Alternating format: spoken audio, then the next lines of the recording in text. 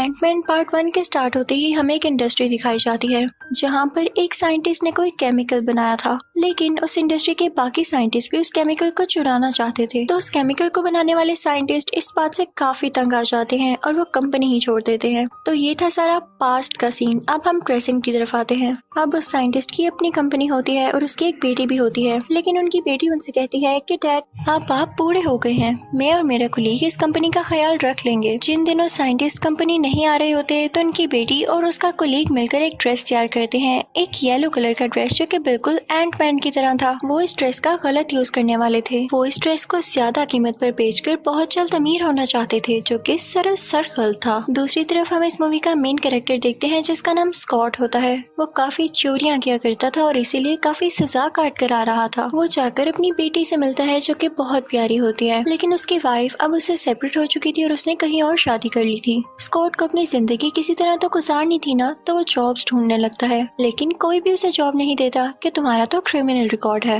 वो काफी परेशान हो जाता है और अपने दोस्त से मिलने जाता है। उसका दोस्त कहता है कि तुमने तो पूरी कोशिश कर ली ना जॉब्स ढूंढने की, अब इसमें तुम्हारी तो कोई गलती नहीं कि कोई तुम्हें जॉब नहीं दे रहा। तुम अच्छे से जानती हो कि चोरी कैसे करनी है, तो तुम दोबारा से चोरियां ही शुरू कर दो। तो स्कॉट कहता है कि हाँ यार, जिंदा रहने के लिए अब ये करना तो पड़ेगा। स्कॉट का दोस्त उसे घर के बारे में बताता है कि यहाँ पर एक ऐसी चीज है जिसे पाकर तुम बहुत अमीर हो जाओगे। स्कॉट काफी एक्साइटेड था। वो उस घर में जाता है। वो वहाँ का लॉकर तोड़ता है तो देखता है कि ना तो वहाँ पर कोई पैसे हैं और ना कोई जेम। वहाँ पर एक सूट था, एंटमैन सूट। वो अपने दोस्त से कहता है कि ये क्या बेकार चीज है, मुझे लगा था कि यहाँ पे कोई कीमती चीज होगी। और इतनी ही देर में वहाँ पर पुलिस भी आ जाती है। उसे फिर से अरेस्ट कर लिया जाता है और एक जेल में लेकर आया जाता है, जहाँ पर उसे उसी केमिकल को बनाने वाला साइंटिस्ट मिलता है। वो उससे कहता है कि कोई बात नहीं, डरो मत, ये मेरा प्लान था कि तुम उस ड्रेस तक पहुँचो और उसे ट्राई करो, क्योंकि मैं ये जानना चाहता था कि तुम उस ड्रेस के लिए सूटेबल हो या नहीं। उस ड्रेस की क्वालिटी ये थी कि उसे पहनकर आप अपना साइज बदल सकते थे, यानी बड़े भी हो सकते थे और छोटे भी। तो अब जिस लॉकर रूम में स्कॉट होता है, वहाँ पर कुछ चूंटियां वही एंटमैन का ड्रेस लेकर आती हैं, जिसे स्कॉट फौरन से पहन लेता है और जेल से बाहर आ जाता है। वो सीधा वहाँ से उसी साइंटिस्ट के पास जाता है। तो साइंटिस्ट उसे बताता है कि मेरी बेटी ने सेम ऐसा ड्रेस तैयार किया है, लेकिन येलो कलर में, जो कि और ज्यादा एडवांस है। वो उसे बेचना चाहती है, लेकिन मैं ऐसा नहीं होने दूंगा, क्योंकि उसने मेरी रिसर्च को यूज करके ही वो बनाया है। मैंने तुम्हें इसलिए चूज किया कि तुम उसके पास जाओ और वो ड्रेस मुझे ला कर दो। स्कॉट उस साइंटिस्ट की बात मान लेता है, क्योंकि उसने उसकी हेल्प की होती है जेल से बाहर आने में। और वो सीधा उसी इंडस्ट्री में जाता है जहाँ पर उस साइंटिस्ट की बेटी थी। वो स्कॉट को देख लेती है और उसे पूछती है कि तुम यहाँ पर क्यों आए हो। तो स्कॉट के मुंह से सच निकल जाता है। अब वो साइंटिस्ट की बेटी कहती है कि अच्छा ऐसी ही बात है तो सुनो, मुझे रिग्रेट है कि मैंने अपने फादर के साथ बुरा किया। मैंने उन्हें इस कंपनी से इसीलिए दूर किया था ताकि मैं ये ड्रेस बना सकूं। लेकिन अगर वो वाकई कोई ऐसा आदमी ढूंढना चाहते हैं जो कि इस ड्रेस को अच्छे से कैरी कर सकेगा और इसका कैपेबल होगा, तो ठीक है, लेकिन इससे पहले मैं तुम्हें चेक करूंगी और साथ साथ तुम्हें स्किल्स भी सिखाऊंगी कि क्या वाकई तुम उस ड्रेस को पहनने के काबिल हो। तो स्कॉट भी मान जाता है और उससे स्किल सीखने लगता है कि उस सूट को कैसे यूज करना है। साइंटिस्ट की बेटी को अपने फादर के लिए बुरा लग रहा होता है, तो वो अपने फादर से मिलने जाती है और कहती है कि मैं हमेशा यही सोचती रही कि आपकी और मामा की सेपरेशन हो चुकी है और आपके लिए सब कुछ वही केमिकल था। तो आज मैं आपको चांस देती हूँ, मुझे बताएं मामा कहाँ है। तो वो साइंटिस्ट बताता है कि बेटा, तुम्हारी माँ के लिए भी मैंने एक सूट बनाया था और उसको वेस्प कहा जाता था।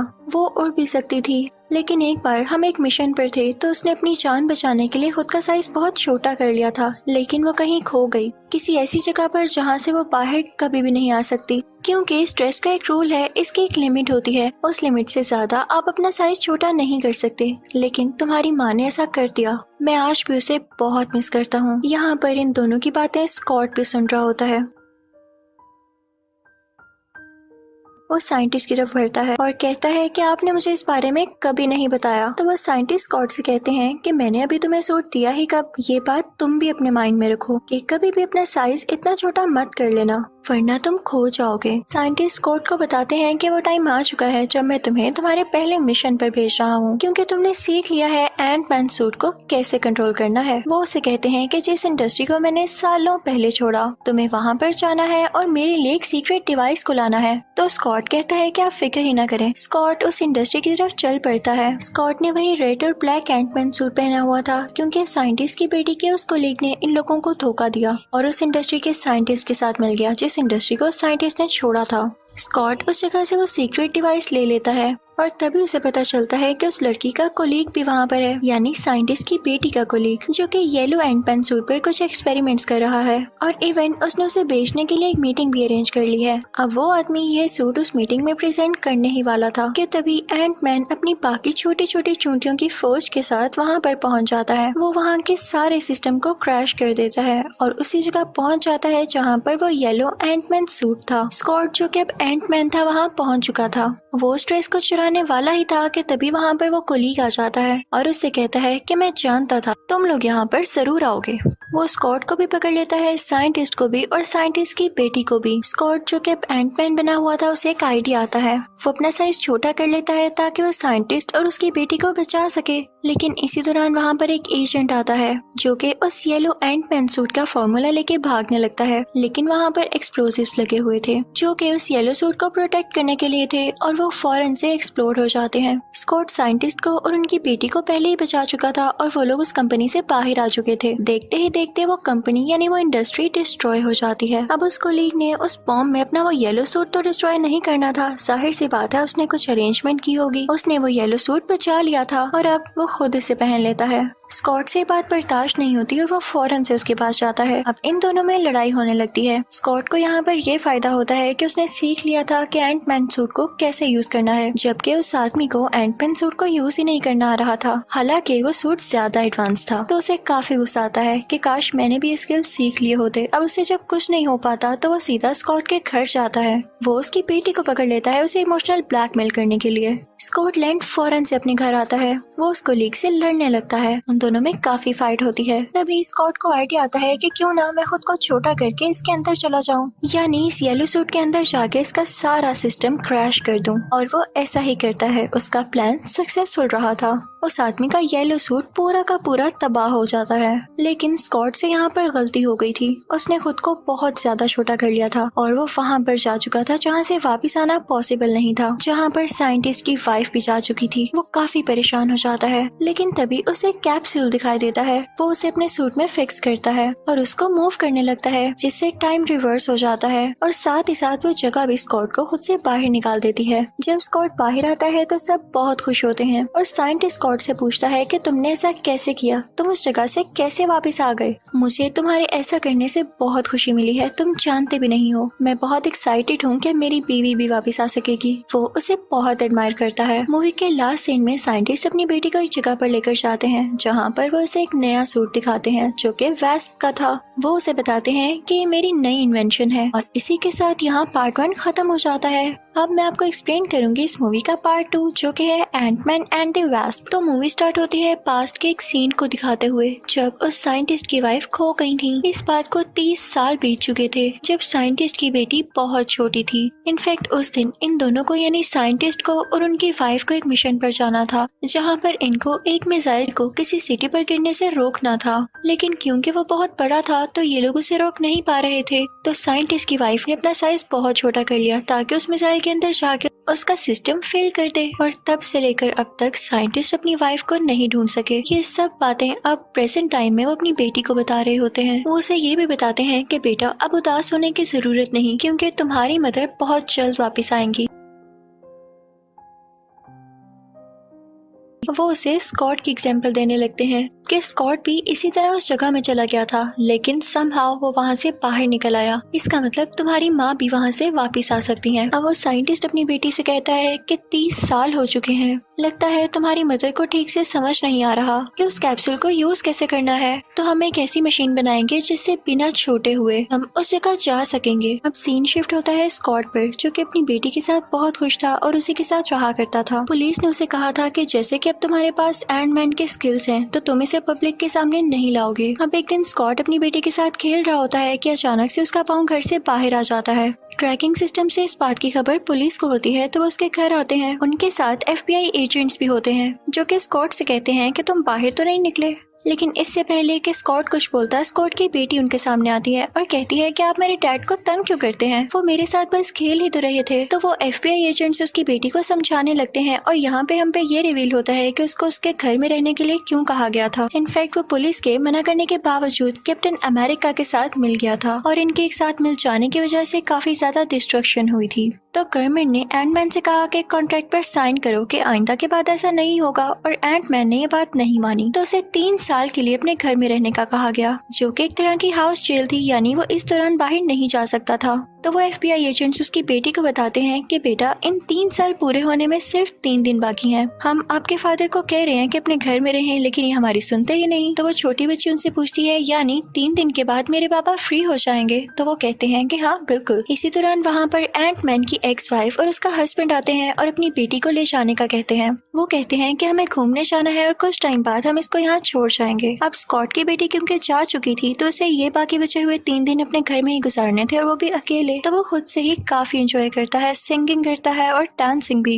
एक दिन बात लेते हुए स्कॉट की आंख लग जाती है और उसे ये दिखाई देता है कि वो एक औरत के रूप में है, और वो औरत कोई और नहीं बल्कि साइंटिस्ट की बीवी थी, जो कि कई सालों से खो चुकी थी। जब स्कॉट की आंख खुलती है तो वो काफी परेशान होता है और साइंटिस्ट को कॉल करके ये बात बताता है, और फिर स्कॉट सो जाता है। लेकिन जब उसकी आंख खुलती है तो वो उसी साइंटिस्ट की बेटी के साथ होता है। वो उससे कहता है कि तुम मुझे कहाँ लेकर जा रही हो, तुम नहीं जानती कि मैं हाउस अरेस्ट पर हूँ। तो वो लड़की कहती है कि तुम इसकी फिक्र नहीं करो, मैंने ऑलरेडी वहाँ पर किसी को छोड़ दिया है जो कि बिल्कुल तुम्हारे जैसी हरकतें कर रहा है, और FBI एजेंट्स को बिल्कुल भी शक नहीं होगा कि तुम मेरे साथ हो। हम दोनों को किसी मिशन पर जाना है। वो स्कॉट को सीधा अपने फादर के लैब में ले आती है। तो साइंटिस्ट स्कॉट को बताते हैं कि मैं वहाँ पर जाने के लिए मशीन बना रहा हूँ जहाँ मेरी वाइफ कैद है, लेकिन कुछ टाइम चलने के बाद इसके सिस्टम में एरर आ गया, और साथ ही मुझे तुम्हारी कॉल आई कि तुमने मेरी वाइफ को देखा है। इसका मतलब कि हमें एक साइन मिला है कि मेरी वाइफ अभी भी जिंदा है और हम उसे बचा सकते हैं, और मैंने यहाँ पर तुम्हें इसलिए बुलाया है ताकि तुम मुझे बता सको कि उस जगह के अंदर एग्जैक्ट है क्या, क्योंकि तुम वहाँ से बाहर आ सके हो। अब वो सब मिलके उस मशीन को स्टार्ट करने की कोशिश करते हैं, लेकिन उसमें बार बार एरर आ रहा था और वो स्टार्ट ही नहीं हो रही थी। तो थोड़ा बहुत चेक करने के बाद उन लोगों को पता चलता है कि इस मशीन को चलाने के लिए किसी कंट्रोलर की जरूरत है। अब वो कंट्रोलर जिस आदमी के पास होता है वो लोग उससे मिलने के लिए जाते हैं। अब वो आदमी साइंटिस्ट की बेटी से कहता है कि एक शर्त पे मैं तुम्हें वो कंट्रोलर दूंगा,